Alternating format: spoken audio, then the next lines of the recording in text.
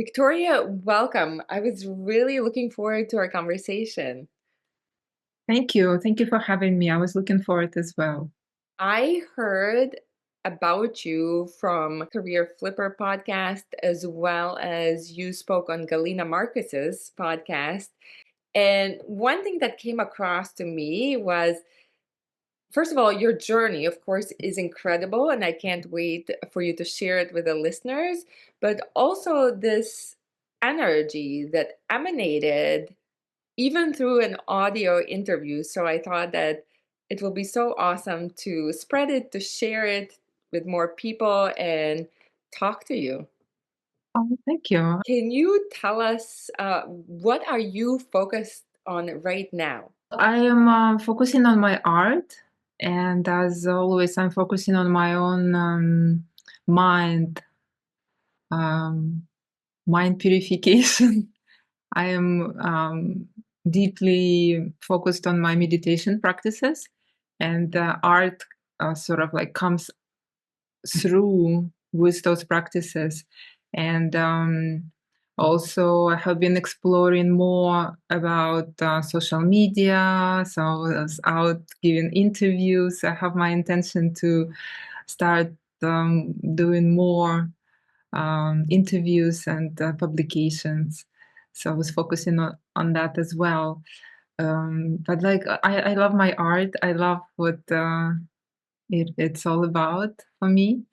So, and it's all about basically clearing the mind, calming the mind, being in that space of stillness, resting there. And then all the miracles come from there. The art comes, the inspiration comes, the ideas come through that. So I love that's that. an ongoing journey of mine. So That is so beautiful. And, there's a lot of talk, of course, right now about mindset work and spiritual work and growth. There's a lot of self help content.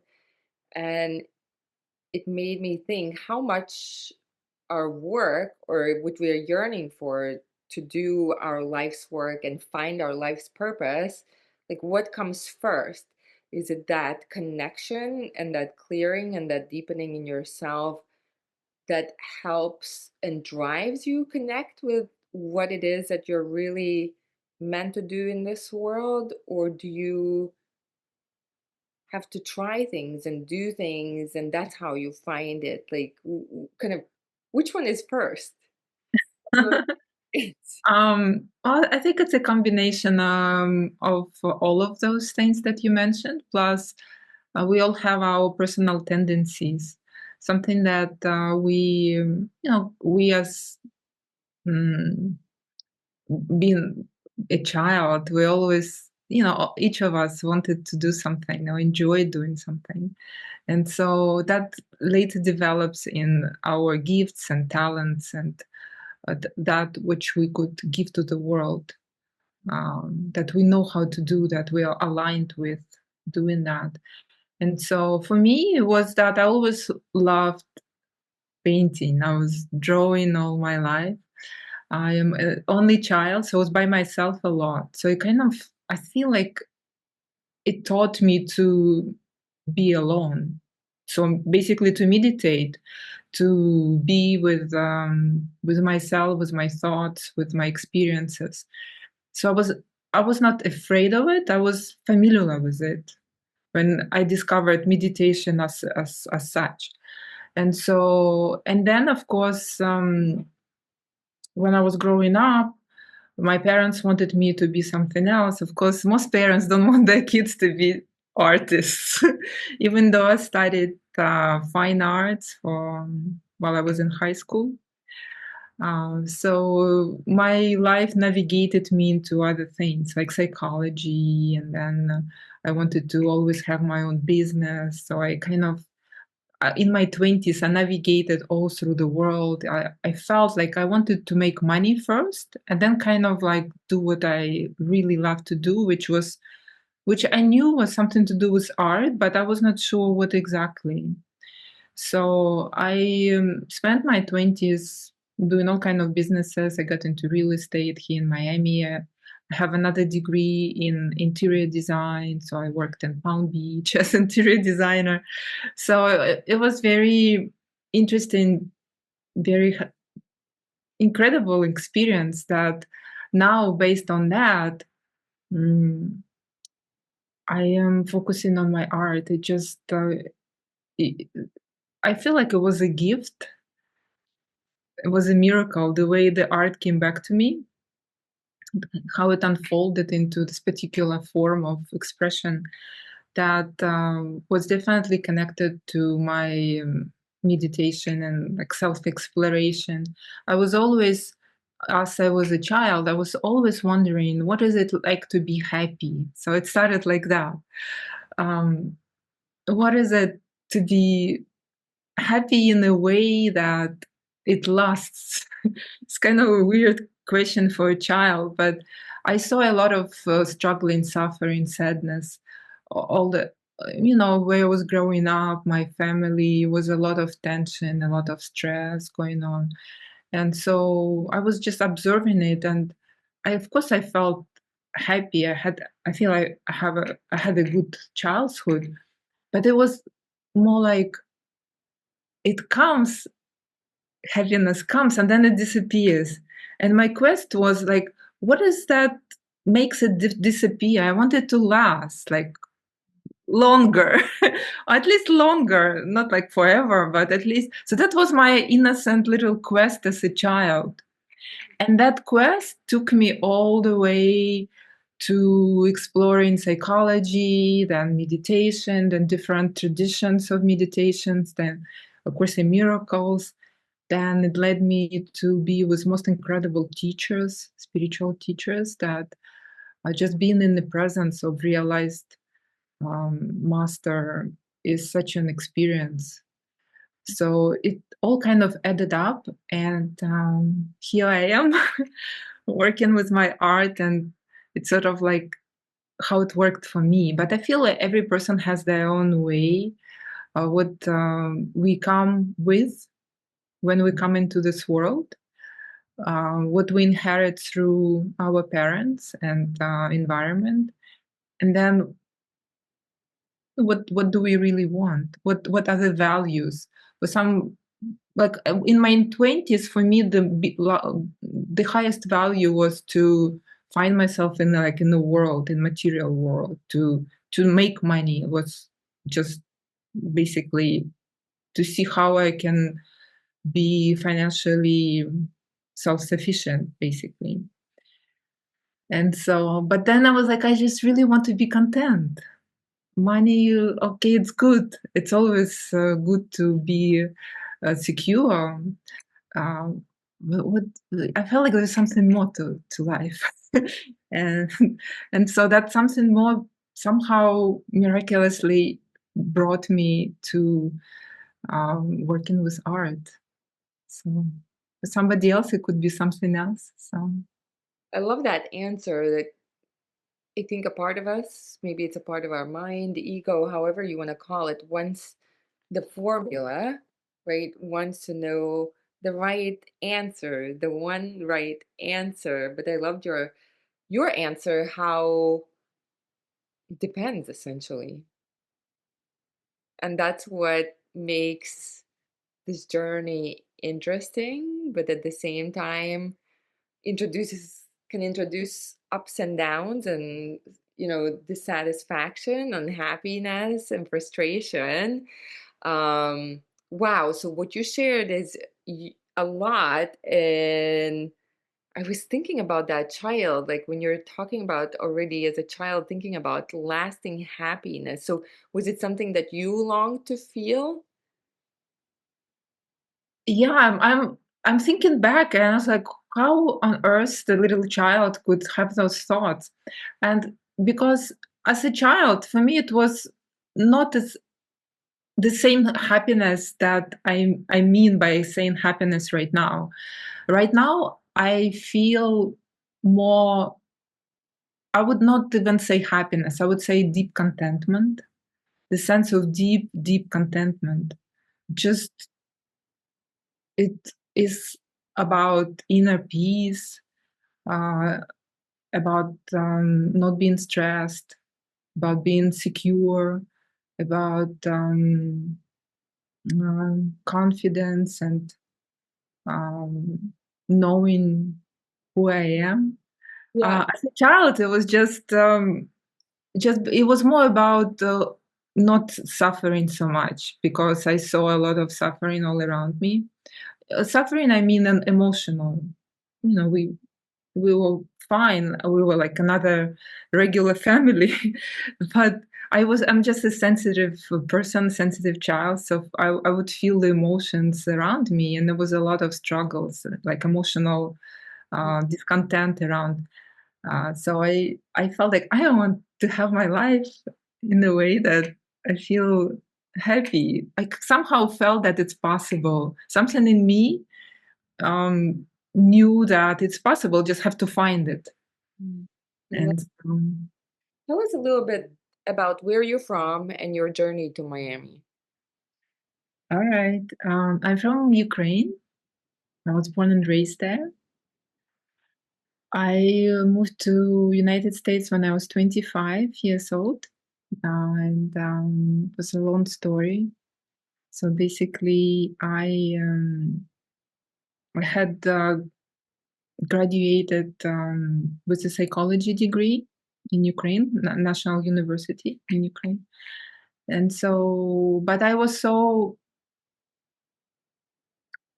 ambitious back then. So I wanted to do so many things and psychology, then interior design, then real estate. So I just got so busy with so many different things. And it was a great time of my life. I was so in the world.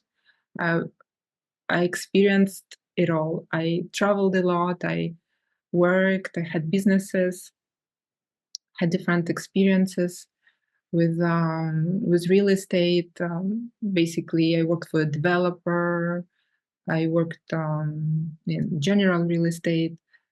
Anyway, so it was just just meeting a lot of people, a lot of just enjoying life, experiencing life. It was all about being out there. So, and then in my 30s, I was kind of coming to a place where I, you know, I have it all kind of thing. I lived in a beautiful loft on the ocean, and everything I thought I always wanted, I had it. And I was like, what is it still missing? What is that? Um, what is it? So you had Why? a sense of dissatisfaction or something? Right. Yeah. What? I mean, I externally in my mind, I'm happy, but there was something in my heart deep inside, something saying that, is it it? Like, this is it? There must be something else. And so I I just wondered. I had that quest. I cannot say I prayed because I had no concept of what is it prayed. I did not grow up with any religion or any kind of practice of praying. It was just my innocent. I would just go in nature and I would just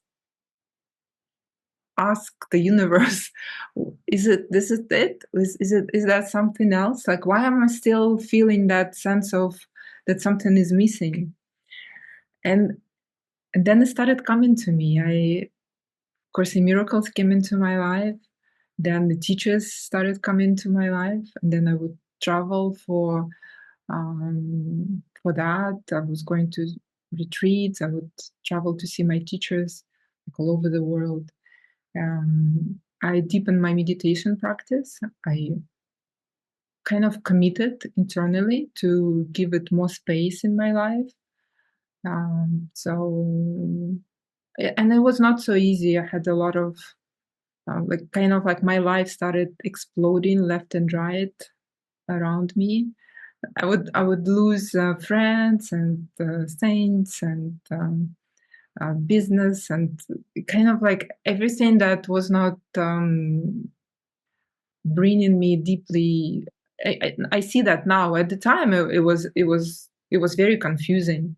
So now looking back, I just see, so it was like I was shredding off everything that was not working for me in this like higher way. It was working on some other ways, but it's quite a process. It takes a lot of courage to to go through that. There was a lot of purification on different levels, and so then the art came into my life,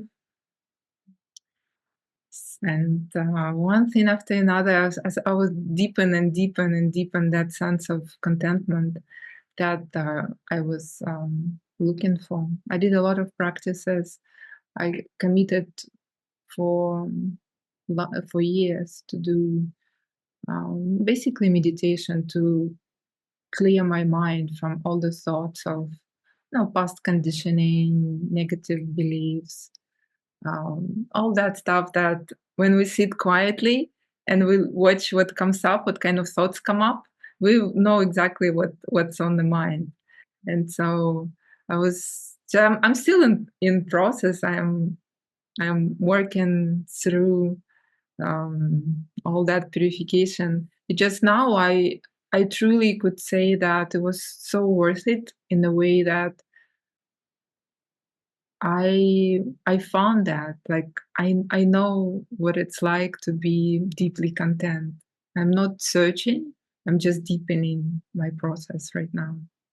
And art is a big part of it because in that space of deep contentment, art comes through. It just miraculously works like that for me. I rest in that place of um, deep contentment, and then inspiration comes, a kind of call for action, and the action is art. So, I love that. That is so beautiful. And thank you for describing it and talking about it because I'm reading, well, I started reading this book, Transitions by William and Susan Bridges. But it talks about so many things that you brought up. Well, first of all, I wanted to talk about the first thing you mentioned about this feeling like you're checking the boxes on the outside, right?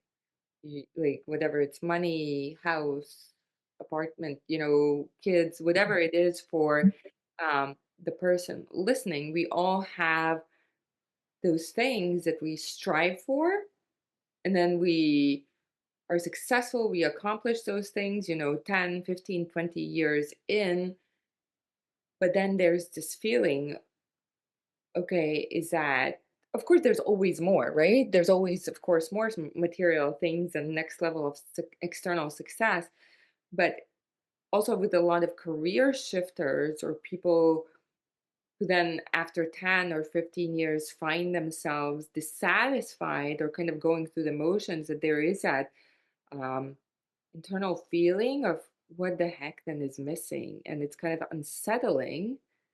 And this book, the reason I brought it up was before you are describing essentially what this book is describing is that psychological, but I think it's on all levels, like spiritual, kind of emotional, energetic level, this yearning and also these things that happen, like you talked about, in the process of connecting with your purpose or with that work that you're actually meant to do.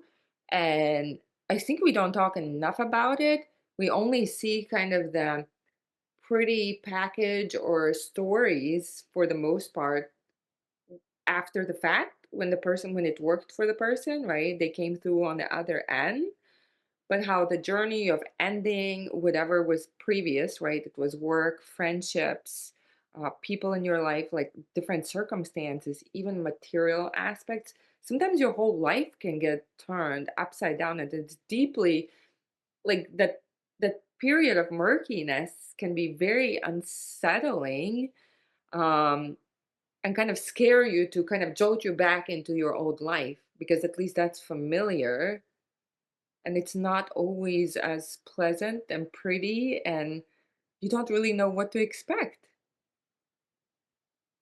right, it's quite a journey.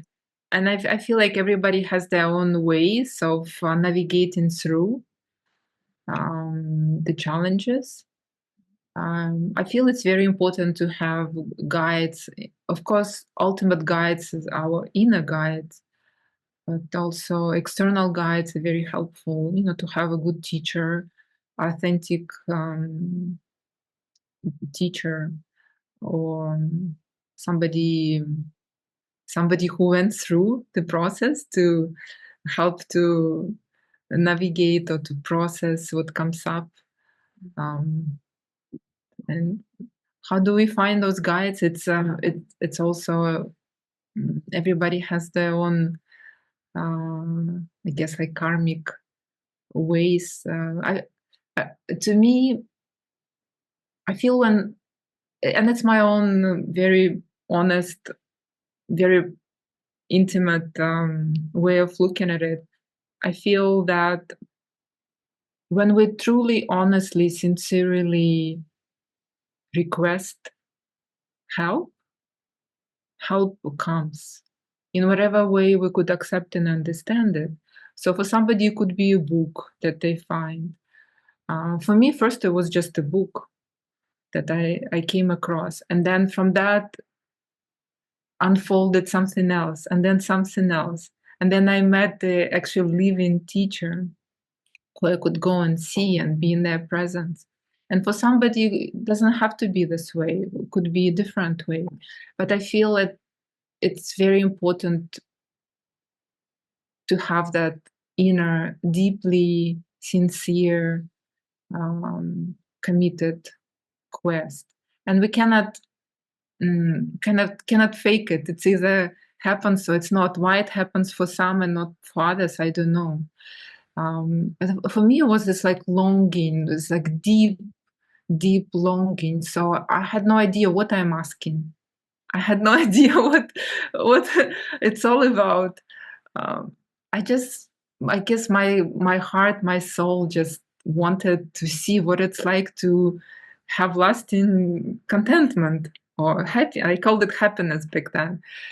And so, and it unfolded the whole thing, and the art and travels and teachers and knowledge and meditation and initiations and practices, and everything comes um, in a way that was best for me to accept and understand. And for each person is could be different things, but it always comes with a sincere quest. So And I think that's what, like, maybe people would phrase it differently, but the underneath that, what when you feel this kind of, the externally, you think you should be happy, right? You have the house, you have like the food, you can buy organic food or whatever it is, that you have the clothes, it looks like you have a good job, right? But that internal, it is that internal yearning for satisfaction, not feeling that ache and pain.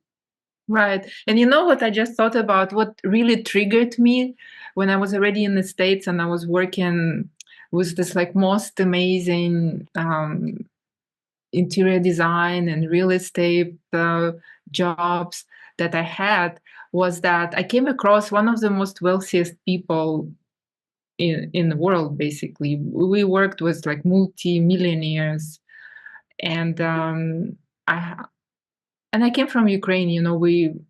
I came to the States. Of course, I want to experience. I want to see this beautiful life and be with most amazing people, and so what I was seeing, most of those incredibly wealthy people that I was meeting and I was getting to know, they were like incredibly unhappy. They were mostly on antidepressants. They were deeply depressed, very unsatisfied, very unfulfilled. They were so unhappy, basically pretty much everyone. And then I was like, wait a minute, I'm like having my life purpose to be there where they are, right? And I achieve all these wonderful things in the world. And then it's like, why are they so unhappy? Like what's the point? And that kind of triggered me at the time too. Was like, wait a minute, I want to be happy and content. And at some point, I let go. I kind of surrendered, and I let go of external appearance. You know what I mean? I decided that deep inside, it was not. It was just like it's like innocent, childish thought that okay, I let go of all my expectations of what it would look like externally. You know, whether I have another apartment or my dream was to be this like real estate queen and have all kind of real estate, and then I rent it out, and then I'll be fine, and then I could do what I want to do. So I was like buying all this real estate, and then I at some point I stopped and thought, was like, wait a minute, I spent another 10, 20 years of my life buying more and more real estate. And then I will be like this person over there that I see already accomplished it and has everything that I thought I wanted.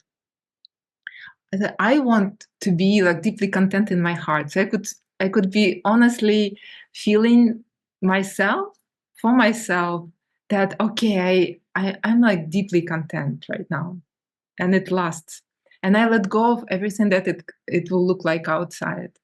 And so this is when my life became like a burning chamber. I was um, things were taken away from me a lot at the time, which was really scary.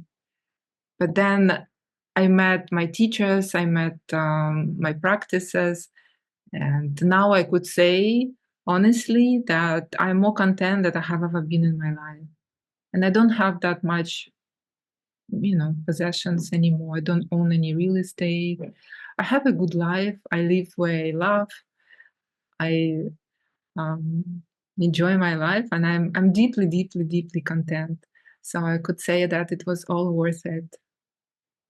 I mean, and I would say also it comes across in your energy. I know some people will be listening, but also there's a YouTube, but when you see Victoria, like you see this glow, this it comes through that contentment and that in a way that is a happiness, like that deeper happiness inside out, it comes through, it like radiates from you.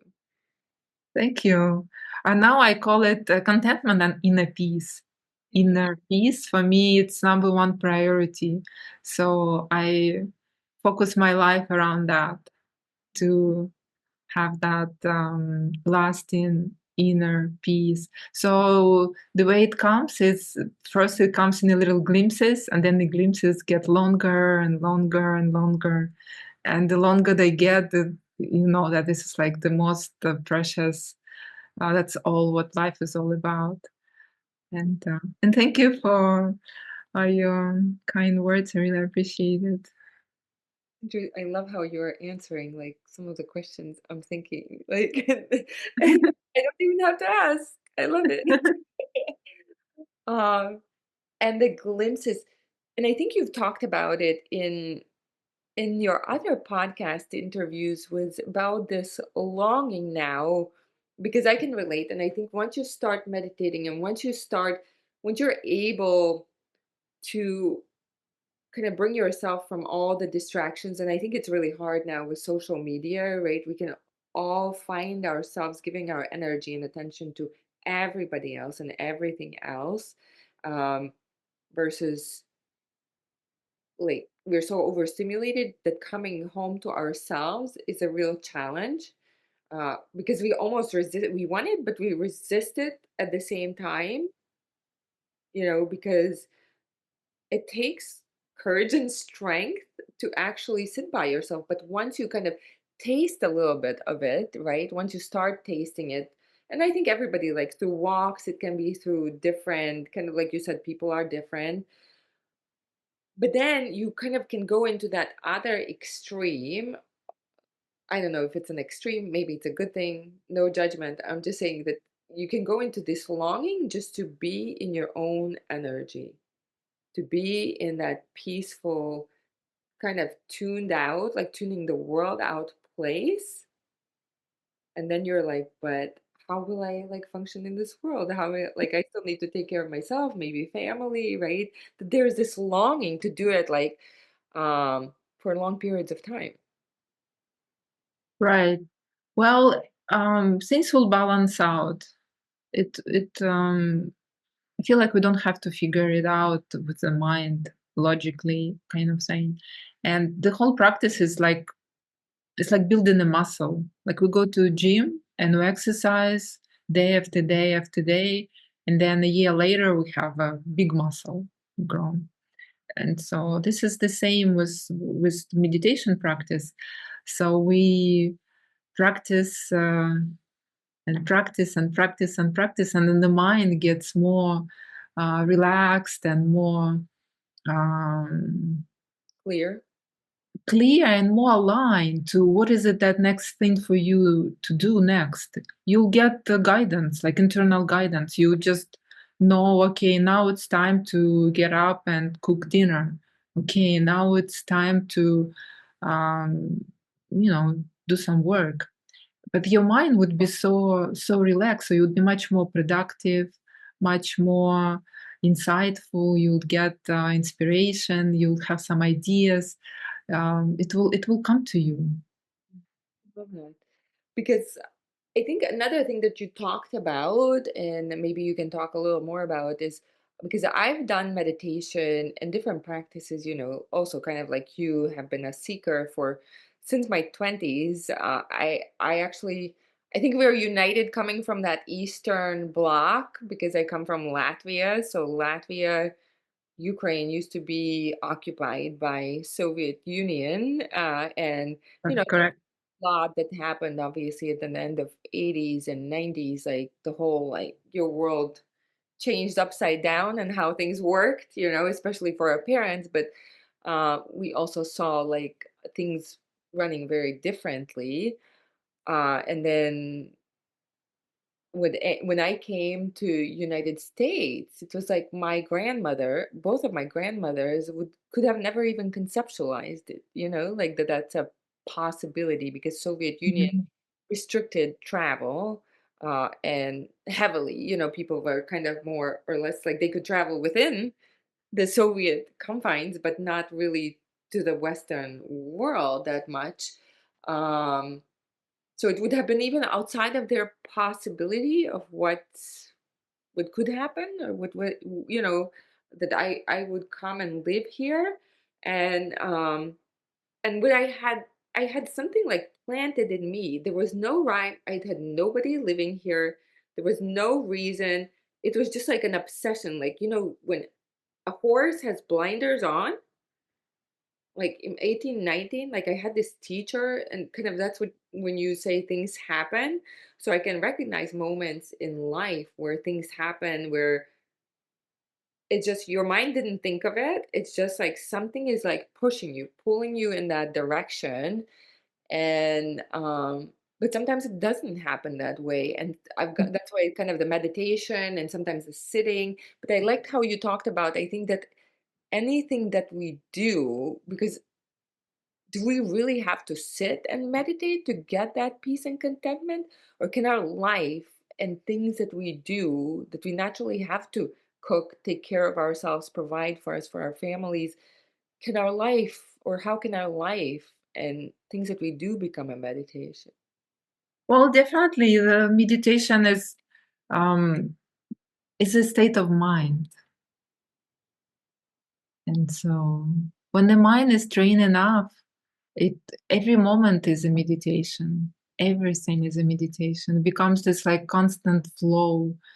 Um, but sitting, formal sitting helps the mind when it's not so trained yet. It just helps to focus.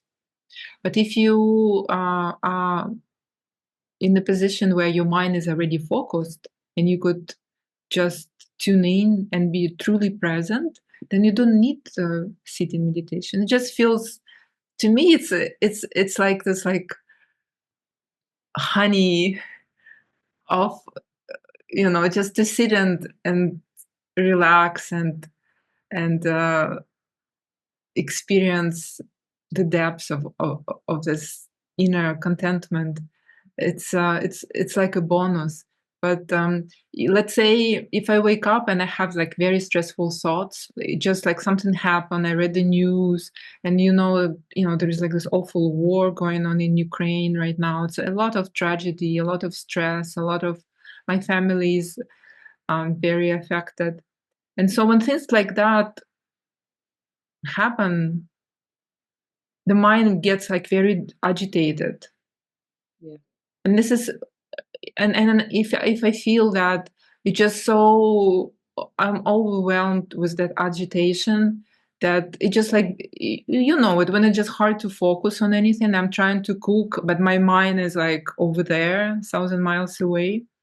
In those moments, to help the mind to focus, this is when I specifically sit and clear aloud and get more balanced and more focused. And from that place, I'm more available for my family, for my friends, for whoever needs help. From that place, when I am balanced and Grounded. yeah, and when I'm okay, I could help others much better. I could hold space, I could be present. When I am like stressed out all over the place and I need help, then I am requiring somebody to be there for me. So I feel like to clear our own mind is the greatest service we could do for our family, for our friends, for the world. Because when I am in that place, when I am capable of holding space, of uh, being light and loving and supporting to other people, to my partner, then it's giving. It's a service in a way. So working on ourselves is the greatest service we could give to the world and to our family. And don't worry about things not being done. Things will get done. You'll be surprised. Things will get done. What will go away? Anxiety will go away. Stress will go away. All kind of worries will go away. Depression will go away. What stays is that pure awareness and alignment. And whatever you have to do, it will be done. So Yeah. not to worry Awesome. about. I Great. know it was my fear at the beginning when I was like, well, I want just to go in the woods and meditate all day long. I don't want to deal with the uh, kind of phone calls and things like that. And you know what? I did that. I took off, and I actually, crazy to say, but at some point just wanted to clear my head and go meditate somewhere in India. So I thought I'll go for like 2-3 months to. I went. I kind of get out of very stressful relationship at the time years ago, and I thought I just want to clear my head and go and do what serves my soul, to go to gentle place like India and just meditate and go to temples and kind of have very easy life. So I thought I'll do it for 2-3 months. It ended up in 3 years. I traveled for 3 years on a one-way ticket, and basically just like hanging out, meditating, seeing teachers, volunteering for teachers. I I spent most of my time between Europe and India. I went to Ukraine, stayed with my family. Kind of like, for me, it was a version of checking out from the world, which I was still in the world, but I kind of like let go of everything. I was not sure if I'll land back to United States or somewhere else. So I landed back in Miami, where I was before. It just was natural for me. I just wanted to be back, and I wanted an art studio, and I wanted to start painting full time. And where would I do it?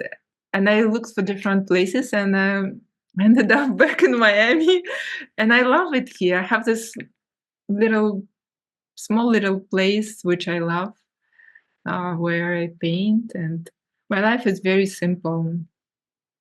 But if I'm just saying that if you have that longing to focus on yourself, I think it's very healthy to take some time off in whatever form it takes. It doesn't have to be 3 years, but it could be, it could be a day or a week or whatever you could get away with.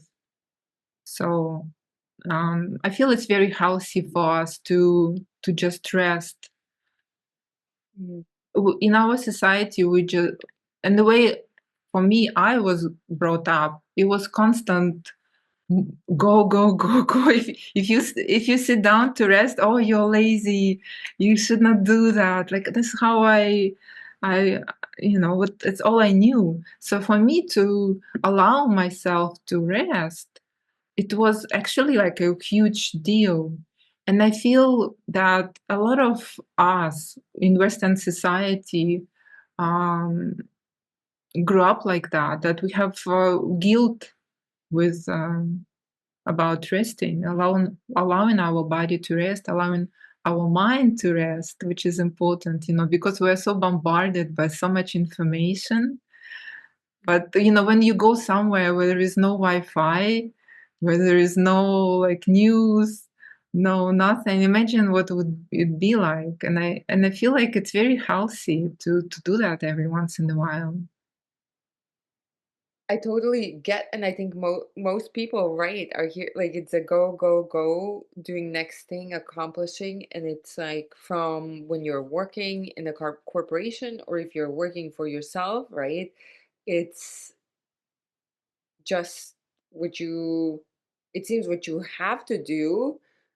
So when you've done it for years, it feels it's conditioned into you. It feels deeply, and it's not that you don't, you kind of understand, okay, rest is good, but there's this like you said, guilt, fear of missing out, anxiety about what you're losing or not accomplishing, that's kind of running in that background instead of this satisfaction that you're talking about. Well, again, you could give it to yourself in glimpses. You could just on Sunday, just have like extra time for yourself, and then you get a taste of it, and it's just so satisfying and so pleasant. And then amazingly you get ideas about business or what to do in that place of rest. um, Again, it comes to you. That's my experience. And I have I am recovering, like workaholic. Actually, I had tremendous amount of guilt about just having like a nap in the afternoon when I'm super tired. I would like push myself through it. And uh, because that's what I saw when I was growing up. It was deeply conditioned in me. I still have guilt about resting. I still have anxieties every once in a while about resting. I'm healing that part. To me, it's healing that part of my mind that is conditioned like that. And the more you heal it, the more you ground yourself in that, the more it will benefit you. So So highly beautiful. recommend it. Totally. I think these conversations, and specifically, also today talking to you, you definitely will inspire people to reflect, reevaluate, and maybe try something new, try a new approach. And you know, some of the other things that you're saying, and when you brought up gentleness, there's just a synchronicity of I've been feeling, and I think this is also ties into this go, go, go, and being so hard on ourselves, right? That's like, and I even like, I sometimes am jolted back that I apply it to my son. I have a 16-year-old son who's in high school, right? And it's so easy to go and like, well, why didn't you do that? Right? You knew you had to clean, this area of the house. Like, why did you leave it for the like, or, in the morning, it's like, why didn't you wake up on time? It's so easy to become like, I think we become so harsh to ourselves and we don't even notice it, right? This like drill sergeant, like, you need to do, And accomplish, show up, be productive. And then it has a ripple effect, and it kind of ties in what you started in the conversation, is that coming home to ourselves, to that more content and peaceful place, is also how we can extend that grace and that gentleness to others, because if it's not here, you have can't yeah, give. we can only teach what we own ourselves, what we experience ourselves. So words would not do it. Words, you know, looking back at your, like when you were in school, right? We remember teachers that were the most kind, the most gentle, the most loving. Doesn't matter what, we don't remember what they were saying. I don't even remember such teachers. Kind, gentle, and loving. No, it was not easy because where we come from, that whole time was very harsh in so many ways. So I I remember most of my teachers also were very harsh, very not kind. The Mhm. whole society was very harsh. Yeah. And we inherited it without even knowing. So now we are, we just have a choice. We could continue like that, or we could um, have ask for a different way, and that way will show up. That's the thing. So we're so powerful deep inside when we, um, because of who we are. Whatever we ask with that sincerity of the heart, it will be given us. I love it. I just thought like gentleness, like what you said, it's a revolution. I think even in society right now, even here, there's a lot of harshness, and that's why I think it's also so hard for people to give themselves the permission, because first of all, it's not modeled very much around. It's much more like do, accomplish, show up, produce, and it's kind of drilled into us over and over. And then it takes a lot of courage to show up in kind of that more gentle, non-forceful way. So true. So true. Mm. So I love what you talked about your life, right? That it was like a different, almost like a different energy, like the different kind of life that you were leading. And I might be using the wrong words, but when you talk about psychology degree, then interior design degree, real estate, which also takes schooling, and that's a lot of doing, a lot of accomplishment. Yes, that's what I knew. I knew just do and accomplish, do accomplish, do accomplish, non-stop, non-stop. I was like a doing machine, non-stop. Yeah, like first of all, where did you have the energy, and what was that wake up call? Was it that seeing that rich person? Well, that was kind of I would say a kind of triggers for my thoughts about that. But what happened was that I got really depressed at some point in my early 30s, just around when I was accomplished the most in my, I would say, like material side, when I was having all these possessions and wonderful things which I liked, and which I don't think anything wrong with it. But at some point, I just got really, really depressed. Same thing. I was like, okay, now I get another apartment, um,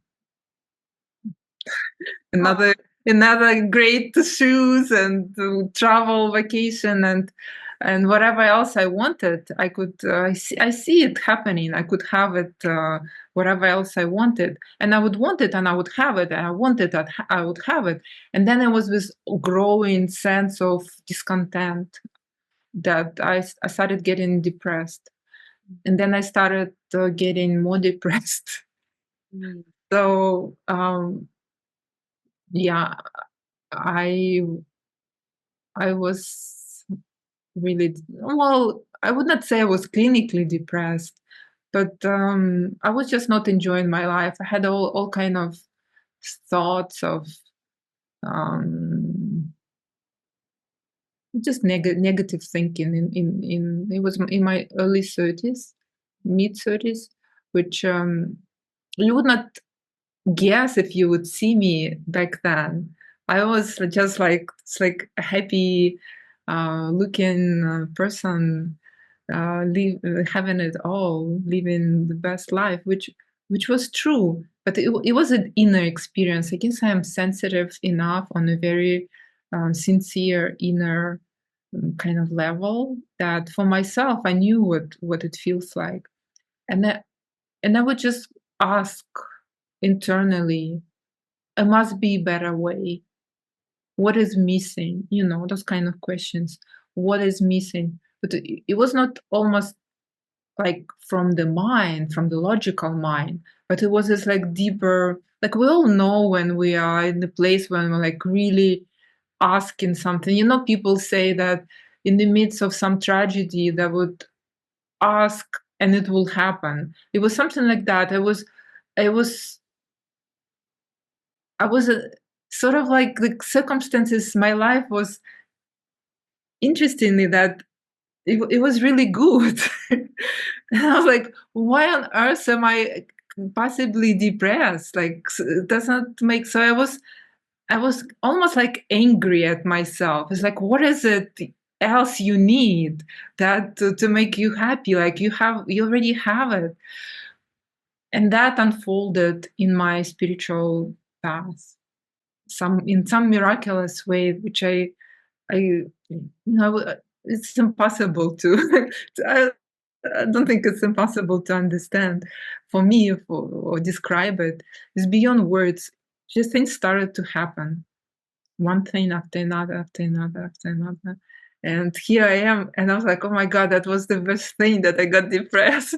Otherwise, um, I would never ask.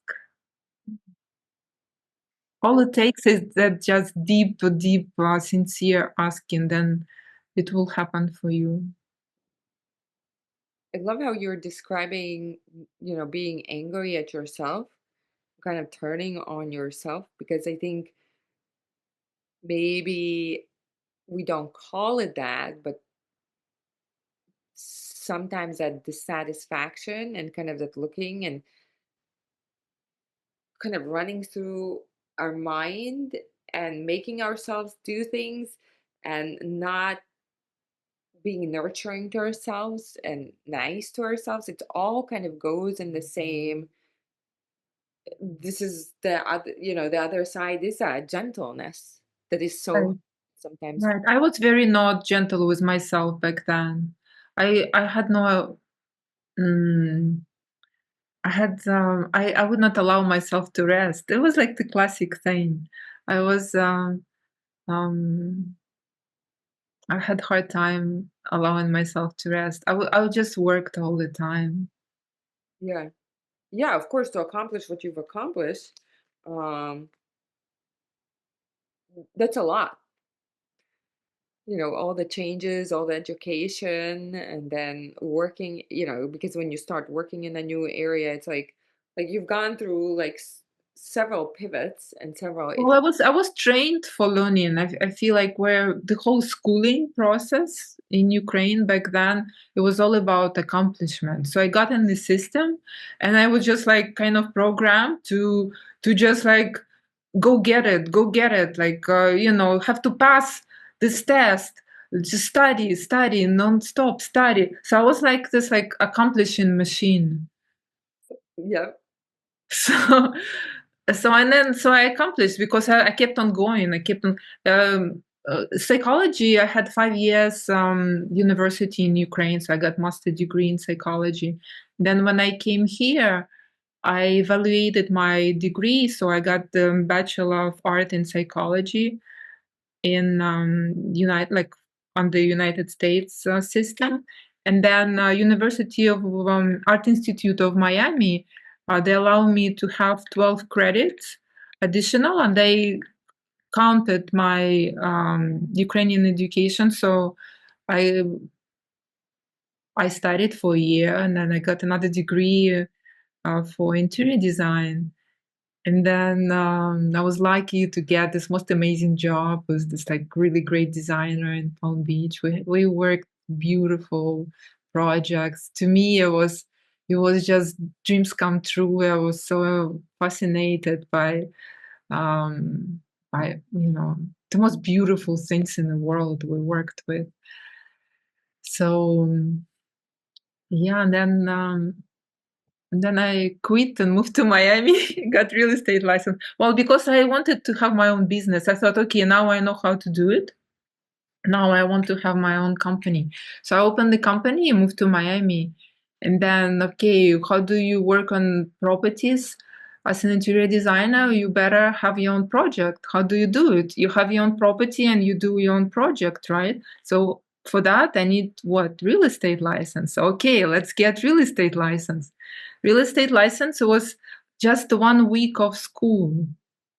Compared to years of education, it was like a piece of cake. Okay, 1 week, got the license, and then moved to Miami. Oh my God, Miami is booming. Everything is exploding. Real estate, the developers. Oh my God, I was so, like the whole new world. So I got right into it, and things happened.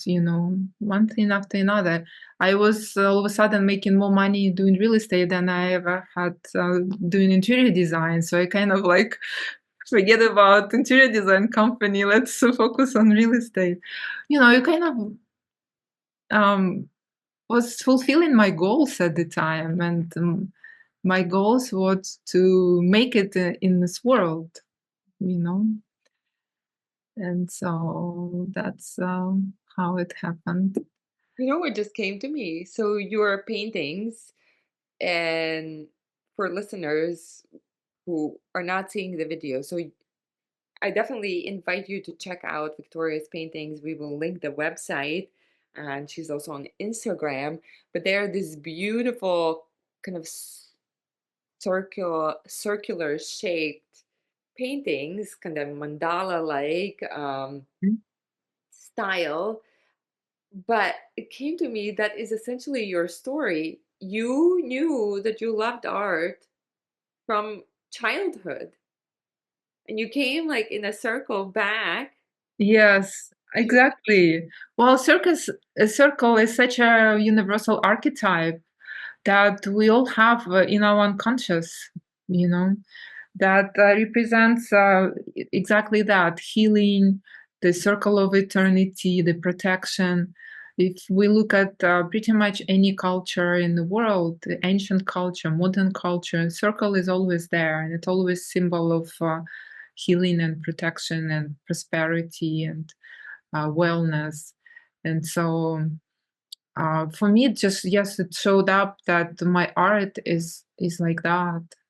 And even though I am trained as a figurative art, fine art, I could paint pretty much anything. But in terms of what comes through now, it's just this. Yeah, we could call it mandala. I feel it's a fusion of Western, like classic fine art, because they look like painting, right? It's um, modern mixed media on canvas. I work with acrylics and oils, and but the intentions are of the wisdom traditions of the East, I call it, the meditation traditions, focus on the eternal, focus on light. And that's what I focus on. And this is what I meditate with. And this is what comes through. So I like to say that I paint light. different expressions of light. I love that. And they're gorgeous. Your paintings are gorgeous. Um, I was wondering, the question that comes is like many people like when they do the exercise of what did you like as a kid, they when they are seeking for their aligned work, right? For like work that will actually energize them versus deplete them, they can't connect the dots. They nothing from the child, okay, you played doctors, you played like cashier, you played like built Legos or whatever people were doing or played with other kids, right? Um, there's not like this activity that they knew that they loved, right? That could be their purpose. But I'm just thinking, you had that. Like, how did you get? How did it take all of this journey to come back to something that you knew you loved as a child? Um, well, speaking on how to connect what you love to do from the childhood, I feel like a good way to connect would be um, to look at your childhood and let's say when you were 5 years old, what's the most happiest memory you remember? What were you doing? Playing outside in I was in nature, yeah. Like, Nature. being Yeah. outside probably, like because I would get shipped like, I'm just thinking, and everybody invite it's a great question for everybody to reflect on and maybe write down. It's a beautiful question. Right. Like, Yeah, and then you think, oh, okay, were you alone or were you with other kids or parents or were you by yourself? I would say for me, by myself, but it's By yourself. And then let's remember when you were 7 years old. What's the memory that you could remember? 7, 8, like you went to school first time. What was the happiest moments that you can remember? For me, this is where I struggle because I was made to go to music school. Like, so in Eastern Europe countries, I think in probably also Russia, there was this, tra- many kids were sent after school to art school or to music school, in their elementary and throughout middle school. It usually lasted like for 7, 8 years, something like that. You playing piano?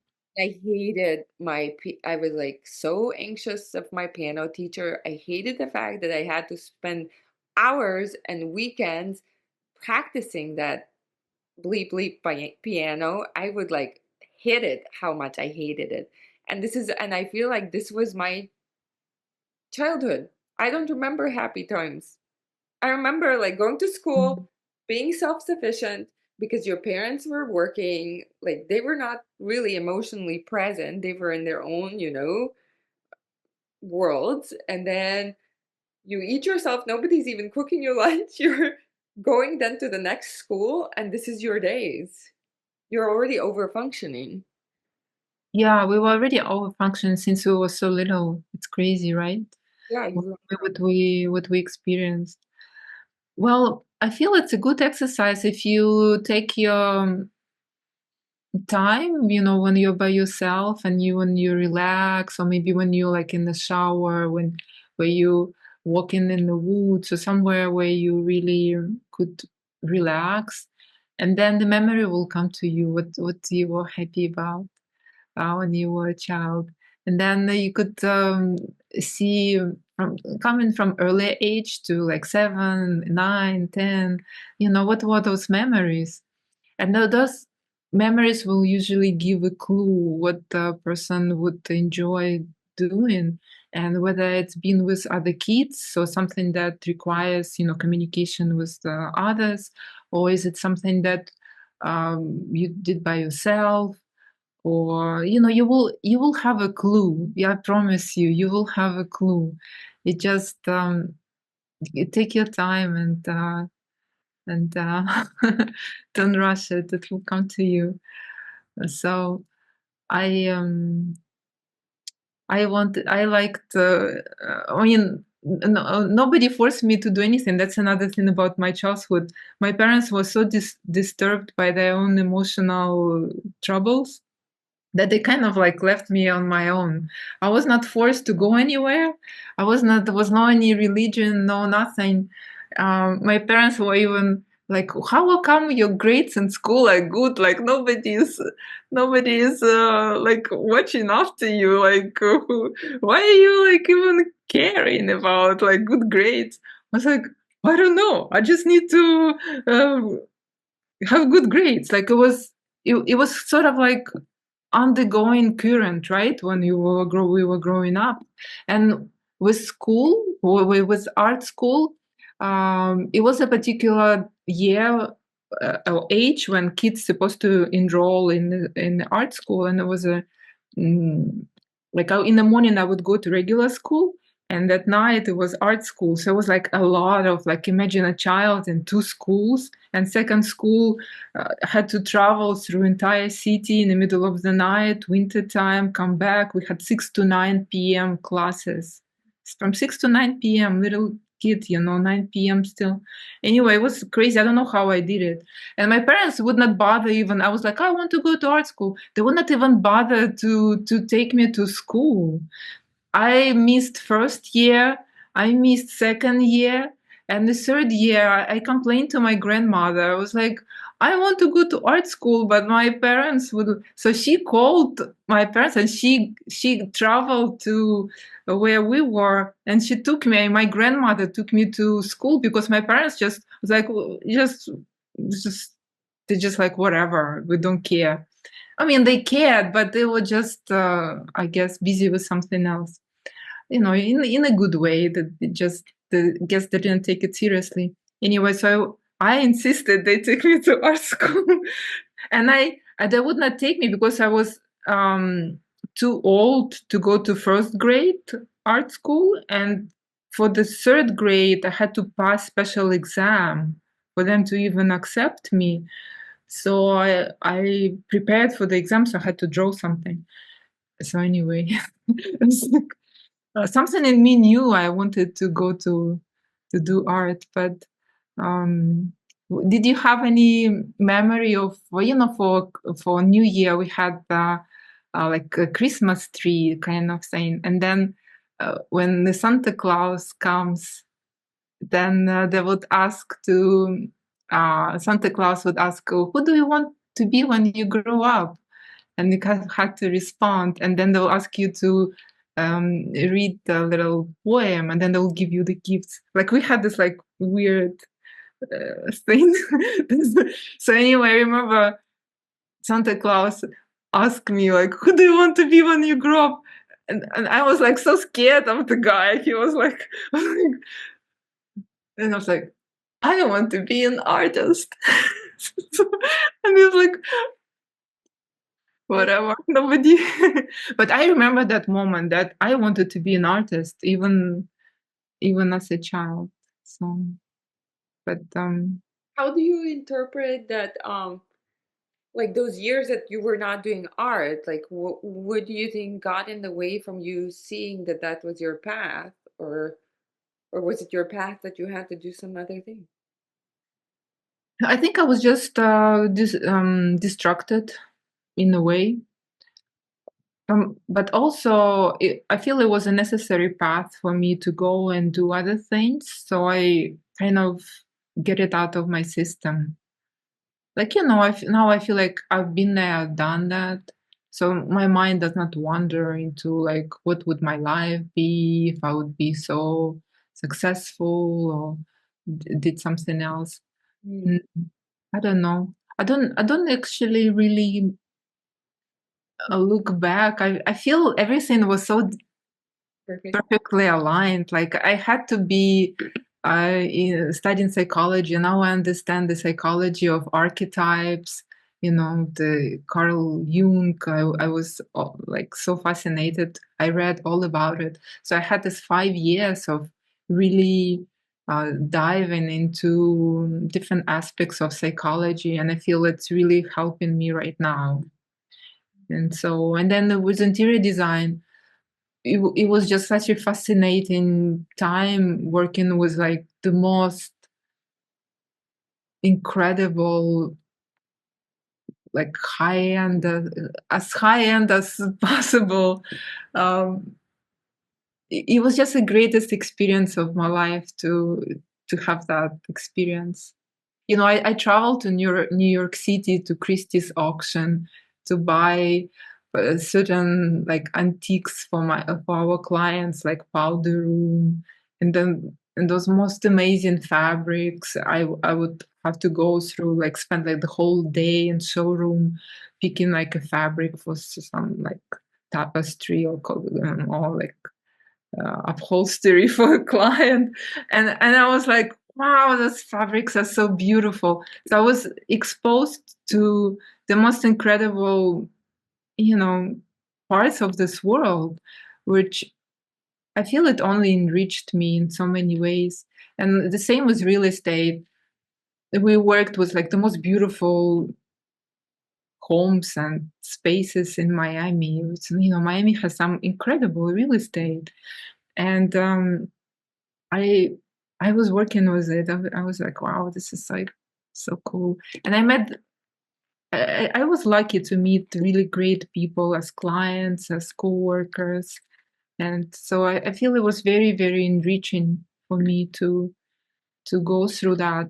And the fact that it got me into depression was also, I feel it was the best thing ever because it facilitated this like deep fire of um my soul wanting what it really wants. You Yearning, the searching in Right. So it kind of like created this like perfect conditions for me to like, Mhm. and it was so powerful and so honest and so sincere and coming from like the deepest, deepest parts of my soul. I could not even imagine like if I would read the book and then like it says, well, you have to wish for what you want and then it happens. That's Like the it was thing. not. This is the thing I think I would like you said also before, like when you just kind of let go, because now we are taught we have to manifest, we have to know what, write out and write down and imagine. But what you're saying, Well, it happened to me all by itself. I had no idea. Like I spent decades figuring out what that was. But at the time, I was just like plain depressed. That's it. And I asked for a better way. That's that's how it was because I could not bear it. It was just so. Uh, I was like, yeah, I was angry. I was like, I'm living in this most amazing place in Miami Beach. Everything is great. So you have no right to not feel good about it.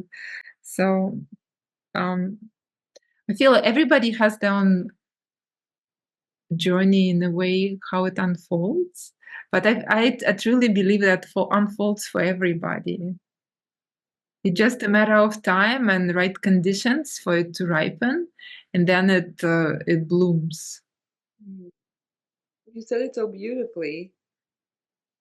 So ask for a better way, create more space for yourself, with yourself, even getting like intimate with your feelings and what are you feeling and what's coming up, reflecting on Well, that. once you get in touch with your feelings, with your intimate self, it will guide you. All you need to do is just to give yourself space to get in touch with your own deeper feelings, Mhm. and it will take you from there.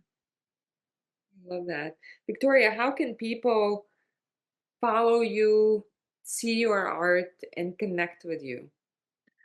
Well, you're welcome to visit my portfolio website. It's victoriatara.com, and also on Instagram you'll find me victoria.tara.art. So I'm still figuring out my ways through social media. So I'm working on it. But I would love we like to check my website. I have all my art there with brief descriptions and all the links to everything and social media as well. So Thank you. Thank you. You're touching the world through your art and in more ways than that, for sure. Thank you so much. thank you. It has been a pleasure.